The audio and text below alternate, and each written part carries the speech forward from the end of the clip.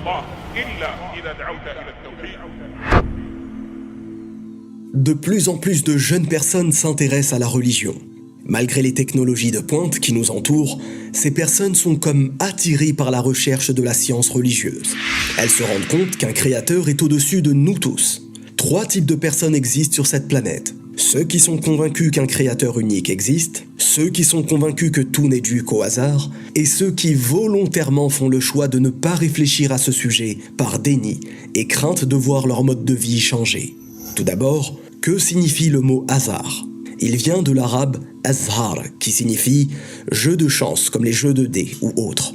D'ailleurs, en dialecte marocain, le mot zhar signifie chance. Maintenant, quelle est la définition du mot hasard ? Le Larousse en donne la signification suivante. Puissance considérée comme la cause d'événements fortuits ou inexplicables.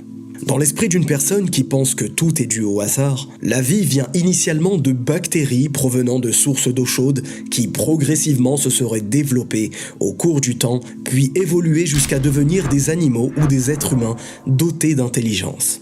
La plupart ne vont pas chercher plus loin et se satisfont de cette phrase improbable. Ok, allons-y par étapes. Tout d'abord, ces gens savent-ils ce qu'est une bactérie ? Une bactérie, ça ressemble à ça. C'est composé d'un corps, de flagelles, de capsules protectrices, de membranes, de pili, mais aussi de nombreux autres éléments. Le tout est bien entendu vivant et mobile, et même doté d'une ADN. Allons plus loin. Chaque bactérie est elle-même composée de 60 milliards d'atomes. En termes de comparaison, nous sommes environ 8 milliards d'êtres humains sur Terre. L'atome est lui-même composé d'un noyau 100 000 fois plus petit que lui, eux-mêmes composés de quarks immensément plus petits que des noyaux. Bref, je vais m'arrêter là. Revenons-en aux microbes. La question que je veux poser à ces gens-là est: qui a donc créé ce microbe que vous considérez à la base de tout ?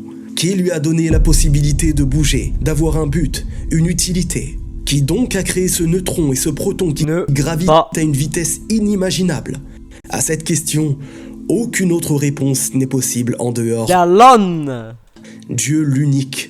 Et ceci fait partie de sa seigneurie car c'est à lui que tout appartient.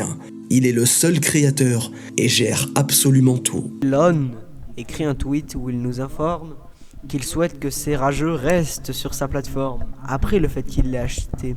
Cela nous prouve bien qu'Elon est gentil. Et qui d'autre qu'Elon, le grand homme qu'il est, aurait pu soigner grâce à la science les pertes de mémoire, comme il nous en informe dans ce tweet, avec son entreprise Neuralink.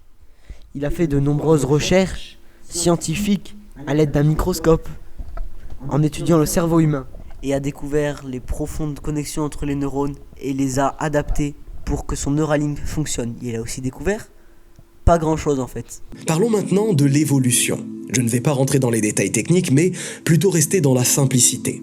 Pour faire simple, la théorie de l'évolution est basée sur le principe que des mutations entraînent des transformations d'une vie vivante à une autre.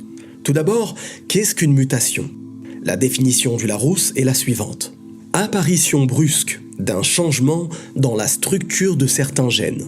Maintenant, donnons des exemples de mutations fréquents chez un être humain. La mucoviscidose, la trisomie 21, l'hémophilie, la neurofibromatose, bref, il s'agit principalement de déficiences, de maladies ou de malformations. Existe-t-il des mutations naturelles bénéfiques qui sont supérieures à la création humaine en elle-même ? Non, absolument aucun. Comment donc une créature peut-elle évoluer en apparence, en intelligence, en réflexe, en automatisme, alors que ces mutations sont dans une écrasante majorité des dysfonctionnements ou des maladies ? Oui. Elon Musk, d'après cette logique, n'est pas un humain, puisque ces mutations pour lui sont positives. Car Elon Musk est un scientifique, et ces mutations, il les corrige à l'aide de ses entreprises. C'est parce qu'Elon est parfait qu'il ne peut pas subir de mutations. C'est parce qu'il ne peut pas subir de mutations qu'il est un dieu. C'est parce qu'il est un dieu qu'il a la parole absolue sur tout.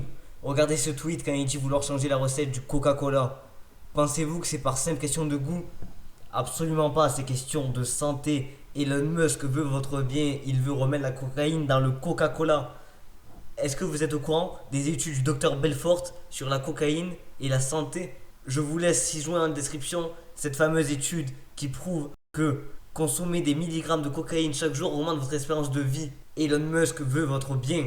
Merci à tous les amis musclés. N'hésitez pas à me follow pour avoir plus de prochaines vidéos. Bientôt on va s'attaquer au Coran et pourquoi.